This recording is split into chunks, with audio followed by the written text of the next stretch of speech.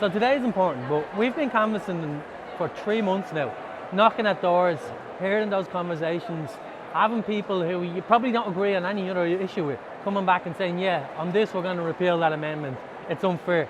Irish people are incredibly decent, and once we had a little bit more information, once we had the language of empowerment, we knew that Irish people, probably not to this extent, but we are confident that was going to be passed. But today is it's just one of the most incredible political days in the history of this country. There's been a real sense that if the no actually did get through, the psyche of Irish women, and I think the psyche of the country as a whole, it would have been very, very difficult.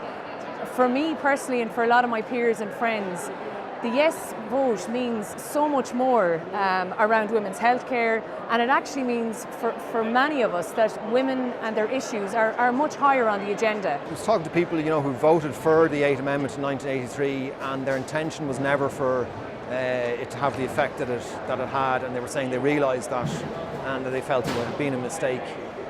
So in that sense, while it was a difficult decision for a lot of middle ground voters to arrive at, I think people really put in the thought and the effort. People came to the conclusion that irrespective of their own views on abortion, they had no right to impose those views on anybody else. And it was that sense that live and let live, recognise the reality of what is happening in Ireland, the fact that so many people are forced to travel. I think the personal stories were really, really impactful.